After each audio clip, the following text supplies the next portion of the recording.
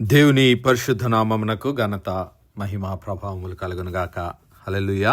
మరొకసారి ఈ అనుదిన బైబిల్ ధ్యానములకు మీ అందరినీ మన రక్షకుడు ప్రభు అయిన యేసు క్రీస్తుల వారి పరిశుద్ధ నామములో ప్రేమతో ఆహ్వానిస్తున్నాను. ప్రియులారా, మరి దానియేలుకు దేవుడు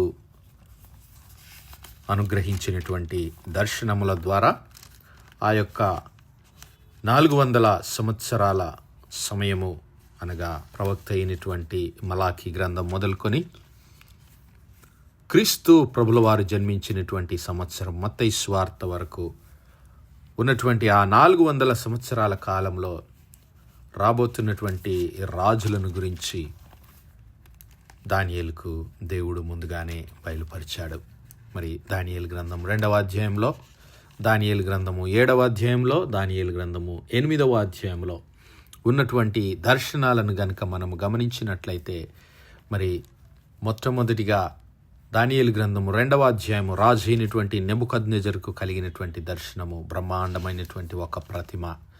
ఆ ప్రతిమ యొక్క మరి శిరస్సు, ఆ మోకాళ్ళు, ఆ రొమ్ము, భుజములు, అలాగే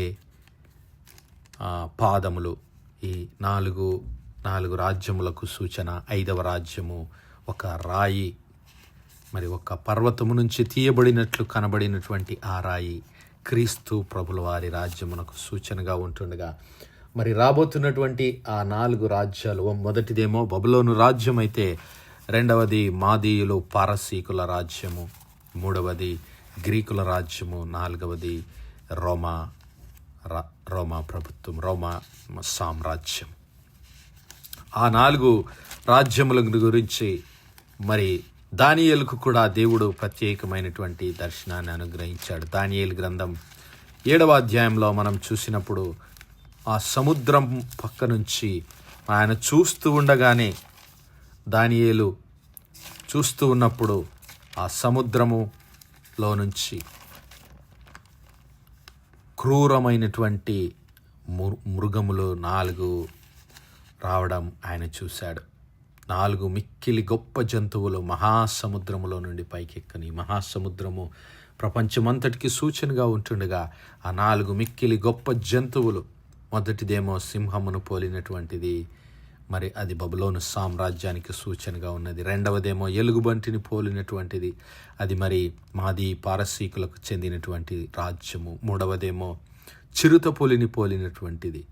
మొదటిది సింహము, రెండవది ఎలుగుబంటి, మూడవది చిరుతపులిని పోలినటువంటి జంతువు, అది మరి వేగముగా విస్తరించేటటువంటి గ్రీకు సామ్రాజ్యము. నాలుగవదిగా మరి ఒక క్రూరమైనటువంటి ముఖము, ఇనుప దంతములతో కూడినటువంటిది, మరి సైన్యమునకు, గొప్ప సైన్యమునకు ప్రతీకగా ఉన్నటువంటి రోమా సామ్రాజ్యాన్ని సూచించేటటువంటిది. అలాగే మరి దానియేలు గ్రంథము 8వ అధ్యాయంలో మరి ఒక దర్శనాన్ని దేవుడు దానియేలుకు చూపించాడు. ఏమిటి అంటే, మరి ఆయన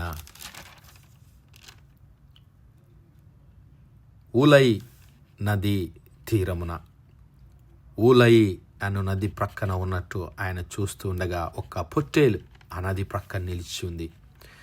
ఆ బలమైనటువంటి పొట్టేలు, మరి దానికి 2 కొమ్ములు, ఆ కొమ్ములు ఎత్తైనవి, ఒక్కదానికంటే ఒక్కటి ఎత్తుగా ఉన్నాయి. ఆ పొట్టేలు మరి ఎంతో బలం గలదై, శక్తి కలిగినదై, అటు ఉత్తరమునకు దక్షిణమునకు పరిగెత్తుతూ ఉన్నప్పుడు, ఒక మేకపోతు పడమటి నుంచి వచ్చి దానిని మరి తొక్కివేసి, దాన్ని ఢీకొట్టి దానిని పడద్రోయడం చూశాడు. అయితే మరి ఆ పొట్టేలు మాది పారసీక రాజ్యములకు సాదృశ్యంగా ఉంటూ ఉన్నది. ఈ యొక్క మాది పారసీకులు వారు మరి పొట్టేలును వారి యొక్క మరి దేవుని కృపకు, దేవుని యొక్క శక్తికి తార్కాణంగా వారించేటటువంటి వారు. అలాగే మరి మేకపోతు, ఈ మేకపోతు దేనికి సాదృశ్యంగా ఉంటుందంటే, ఇదిగో అది గ్రీకుల సామ్రాజ్యము. అలాగే ఆ గ్రీకు మహారాజు అయినటువంటి అలెగ్జాండర్కు సూచనగా ఉంటూ ఉన్నది. ఆయన స్థాపించినటువంటి సామ్రాజ్యం అది పెరిగి తర్వాత మరి అది తిరిగి ఆయన తర్వాత 4 భాగములుగా తన సైన్యాధిపతులు విభజించుకోవటం దేవుడు ఆ దర్శనాన్ని చూపిస్తున్నాడు. అయితే ఈ విషయాలన్నిటినీ మరి దానియేలు తన హృదయంలో ఆలోచిస్తూ ఉన్నాడు. దానియేలు గ్రంథం 11వ అధ్యాయం. మాదీయుడగు దర్యావేషు మొదటి సంవత్సరం, అనగా మరి రాజైనటువంటి కోరేషు పరిపాలిస్తున్నటువంటి సమయం. ఈ మాదీయుడగు దర్యావేషు రాజైనటువంటి కోరేషు, మరి ఇది ఆయనకు మరి ఒక పేరుగా ఇది చెప్పబడుతూ ఉంది. మరి ఆయన మరి పరిపాలిస్తున్నటువంటి సమయము, ఆ సమయంలో మొదటి సంవత్సరమందు మికాయేలును స్థిరపరచుటకును బలపరచుటకును నేను అతని యొద్ద నిలవబడితిని. ఇప్పుడు సత్యమును నీకు తెలియజేయుచున్నాను. ఏమనగా, ఇంకా 3 రాజులు పారసీకము మీద రాజ్యము చేసిన పిమ్మట అందరికంటే అధిక ఐశ్వర్యము కలిగిన 4వ రాజుకుడు వచ్చును. అతడు తనకున్న సంపత్తు చేత బలవంతుడై అందరినీ గ్రీకుల రాజ్యమునకు విరోధముగా రేపును. అంతలో శూరుడగు ఒక రాజు పుట్టి మహావిశాలమైన రాజ్యమునేలి ఇష్టానుసారముగా జరిగించును. హల్లెలూయా. అతడు రాజైన తర్వాత అతని రాజ్యము స్థితిలమై ఆకాశము 4 దిక్కులా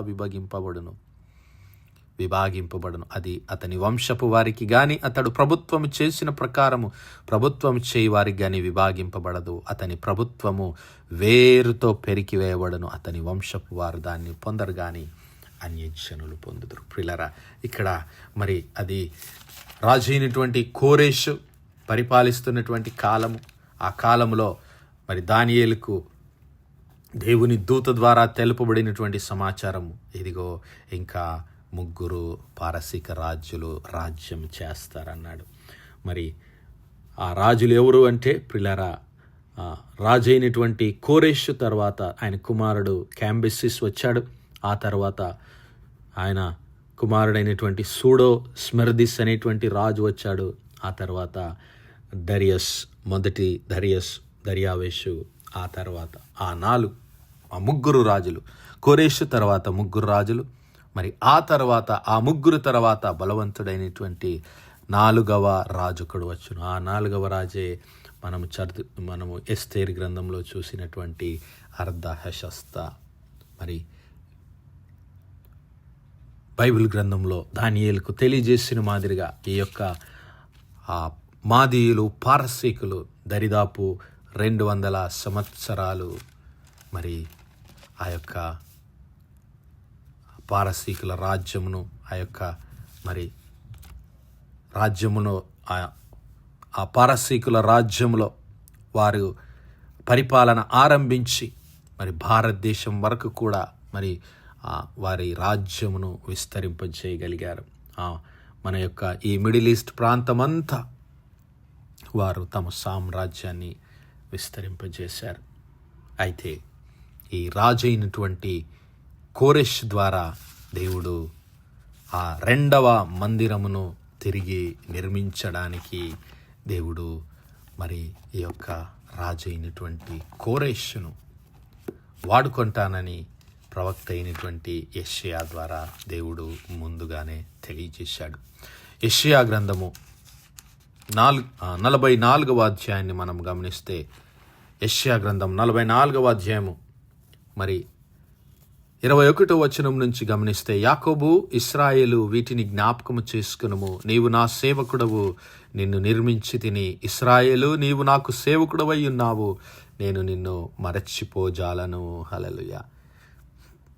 మంచు విడిపోవునట్లుగా నేను నీ అతిక్రమములను, మబ్బు తొలగునట్లుగా మీ పాపములను తుడిచివేసి ఉన్నాను. నేను నిన్ను విమోచించి ఉన్నాను, నా యొద్దకు మల్లుము అని చెబుతూ 26వ వచనంలో ఆయన అంటున్నాడు, నేనే నా సేవకుని మాట రూఢిపరచువాడను, నా దూతల ఆలోచన నెరవేర్చువాడను. యెరూషలేము నివాస స్థలమగుననియు, యూదా నగరులను గూర్చి అవి కట్టబడుననియు నేను ఆజ్ఞ ఇచ్చి ఉన్నాను. దాని పాడైన స్థలములను బాగు చేయువాడను నేనే. హల్లెలూయా. నేనే నీ నదులను ఎండజేయుచున్నాను, ఎండిపొమ్మని ప్రవాహముతో నేనే చెప్పుచున్నాను. కోరేషుతో, నా మంద కాపరి, నా చిత్తమంతయు నెరవేర్చువాడా అని చెప్పువాడను నేనే. యెరూషలేముతో, నీవు కట్టబడదువనియు దేవాలయమునకు పునాది వేయబడుననియు చెప్పుచున్నాను. Hallelujah. Thus saith of Cyrus, he is my shepherd and shall perform all my pleasures, even saying to the Jerusalem, thou shalt be built, and to the temple the foundation shall be laid. ఇంకా ఆయనను గురించి పలికినటువంటి మాటలు ఏమిటో తెలుసా ప్రియులారా? తాను అభిషేకించినటువంటి కోరేషు అంటూ ఉన్నాడు. The anointed king of God. Thus says the Lord to his anointed, to Cyrus. ప్రియులారా, ఒక అన్యజనుడైనటువంటి రాజు, దేవుని చేత అభిషేకించబడినటువంటి రాజు, ఒక అన్యజనుడైనటువంటి ఈ కోరేషు అనేటువంటి రాజును దేవుడు తన ఆత్మ చేత నడిపిస్తూ ఉన్నాడు. గమనించాలి. తన మందిరాన్ని తిరిగి కట్టడానికి, తన ప్రజలను విడిపించడానికి ఈ రాజు అయినటువంటి కోరేషును దేవుడు ఎన్నుకొని మరి వారందరినీ తిరిగి యెరూషలేములో తిరిగి నిలబెడతాను,